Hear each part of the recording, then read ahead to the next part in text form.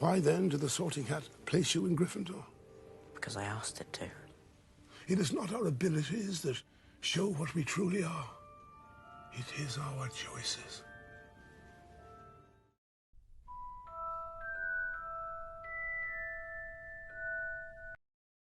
I want you to look at me when I kill you! I want to see the light leave your eyes! Have it your way.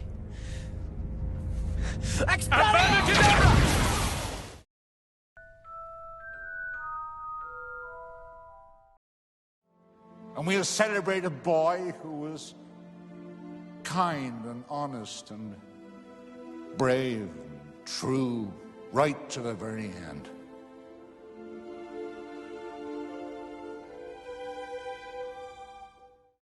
It is impossible to understand and appreciate the Harry Potter series without knowing what it means to be virtuous. It's virtue that separates Harry and Dumbledore, Hermione and McGonagall from Quirrell and Bellatrix and Voldemort. And it's virtue that helps us appreciate and even love the good characters for their goodness, which we should try and imitate, and not get distracted by their magical abilities, which we can't imitate. As I mentioned in the second video of this series, that focus on power rather than on the goodness of our heroes can be a subtle temptation towards magic. Many defenders of the Harry Potter series have pointed out the near constant theme of good versus evil, and it's certainly there, but most of the positive moral effect of the Harry Potter series is going to occur in us only when we really internalize the idea of virtue, which is at the core of Harry's own moral goodness. So what is this virtue? St. Thomas Aquinas defined virtue as a good quality of the mind by which we live righteously, of which no one can make bad use. The U.S. Army used to get this idea perfectly. Be all that you can be. What a great slogan.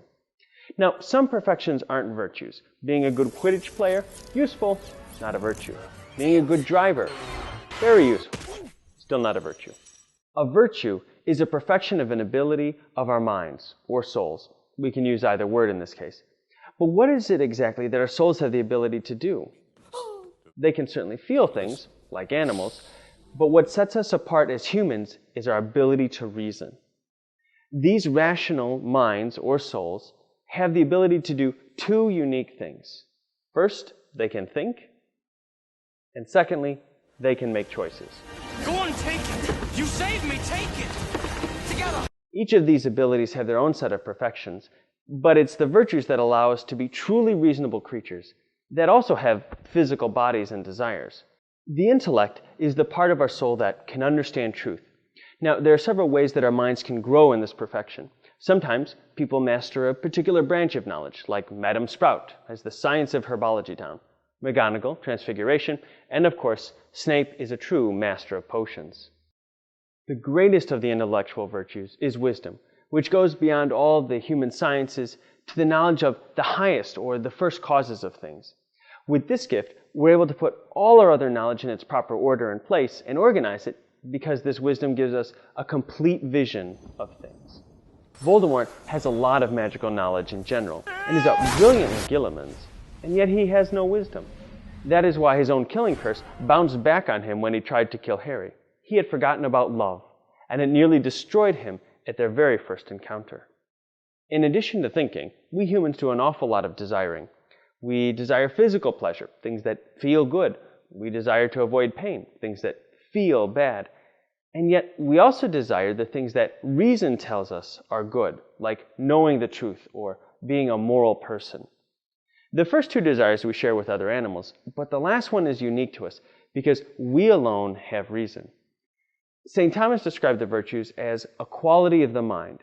And what he means here is that the virtues are habits that the mind has. They are a readiness to do what is good. Here's how the moral virtues perfect our desires. Moderation, or temperance, helps us curb our desire and pursuit of pleasure because sometimes we want too much of a good thing, like food or snogging. Courage, or fortitude, helps us regulate our fear of pain. And we're going to examine this virtue in much more detail in just a second. Justice is what perfects our relationship with other people. It is the desire to give each person their due, to keep everything and everyone in their proper relationship to everything else. That's just a quick and dirty run through the virtues. In order to get a better sense of them, we're going to look at courage specifically. The first important characteristic to note about virtue is that it's something that readies us or prompts us to make good choices. When a troll is released in Hogwarts, Harry and Ron go to rescue Hermione, even though they're not friends at this point. And that means overcoming a very reasonable fear of a giant, ugly, slobbering, violent troll. That readiness to face danger when necessary is what courage is all about. What? Anything! But if facing a troll were Harry's only act of bravery in 6 years at Hogwarts, we wouldn't call him a courageous person. A second characteristic of virtue is that it's a stable disposition of the soul. In English, this means it doesn't come and go like the night bus. It is something constant and hard to change. Over and over and over and over and over again, we see Harry willing to face death in order to do what he believes is right, in order to save those whom he loves. Whether it's protecting the Sorcerer's Stone from Quirrell, or fighting the Basilisk to save Ginny, or risking death to save Sirius and Buckbeak, Harry is ready to overcome his fears to do what is right. So virtue is a habit, a stable disposition of the soul, a readiness to do what's right. And this leads us to the third important characteristic of virtue, which is that it's developed by consciously making virtuous choices repeatedly. Even at the beginning of his tenure at Hogwarts, Harry is setting the path that he will travel down for years to come. But where to put you? Not Slytherin. Not Slytherin. Not Slytherin, eh? Why then did the Sorting Hat place you in Gryffindor? Because I asked it to. It is not our abilities that show what we truly are. It is our choices. Dumbledore was channeling the Greek philosopher Aristotle, who said, "It is by doing just acts that the just man is produced." The philosopher Will Durant summed up Aristotle's teaching nicely with the famous line, "We are what we repeatedly do." The fourth characteristic of virtue, which is probably the most surprising, is that it makes us free. When Harry confronts a boggart, a magical creature that takes the shape of a person's worst fears, it takes the shape of a Dementor, to the surprise of Professor Lupin.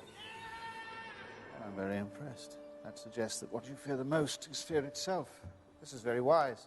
What Harry fears, though, is not so much experiencing fear, but being crippled by it. The good that he wants to preserve is his ability to fight, but he realizes his own weaknesses. Harry makes the determination to remove this weakness, and the only way to do that is to confront the vile Dementors head-on. Expecto Patronum! That decision is only possible with courage, and that decision also increases courage. The great gift that flows from courage is freedom, the freedom to pursue the good as best we understand it, despite the obstacles in our way. Without courage, Harry's life, and consequently our own, would be far less rich and interesting. Courage readies Harry for heroic things like dueling the Dark Lord himself and facing what he believes will be certain death with honor. Have it your way. But courage has less dramatic but still wonderful rewards, like asking a beautiful girl to a dance. Yes? I just wondered if maybe you want to go to the ball with me? Sorry, I didn't catch that. The fifth characteristic of virtue is that it helps us choose a middle way between unreasonable extremes. One way to get courage wrong is to have too little of it, and then you get the vice of cowardice. The problem here is that our choices are determined by an irrationally large amount of fear. Now, the Harry Potter series has a rather nice selection of characters to choose from for this trait. There's Gilderoy Lockhart. Nice big smile, Harry. Together you and I rate the front page. And there's Wormtail. Sold James and Lily to Voldemort, didn't you? I didn't mean to. The Dark Lord, you've no idea the weapons he possesses. Such obscurities. What would you have done? Would have died rather than betray my friends. But I'm going to choose Professor Slughorn for further study, because he's scared of both death and truth. Oh, all right. The Death Eaters have been trying to recruit me for over a year. Do you know what that's like? I can only say no to these people so many times, so I never stay anywhere more than a week. This is a rather pathetic existence, moving from place to place, time and again, never able to do what you really love, even if it is something as shallow as collecting students.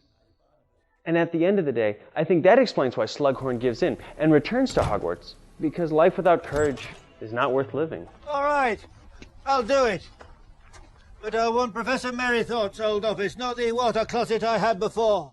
But returning to Hogwarts is not nearly as scary as examining a truth that he has hidden in his heart for many years. It was Slughorn who gave Tom Riddle, the young Lord Voldemort, information about Horcruxes, a mistake that has haunted him to such an extent that he modified his own memory. I know why you're here, And why did Slughorn not have the strength to face the truth of what he had done? but I can't help you. It would ruin me. Think about that. The truth would ruin him. Do you know why I survived, Professor? The night I got this. Because of her. Because she sacrificed herself. Because her love was more powerful than Voldemort. Only I can destroy him, but in order to do so, I need to know what Tom Riddle asked you all those years ago in your office, and I need to know what you told him. Be brave, Professor. Be brave like my mother. The beauty of her virtue is so worth imitating that it can even move old Slughorn, who buried that memory so deep, to dig it up, confront it, and even to share it.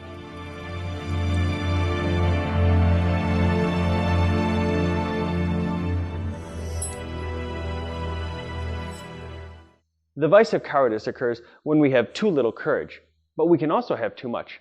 Now, it might seem odd to think of having too much of a virtue, too much courage, but what that really means is we have too little fear.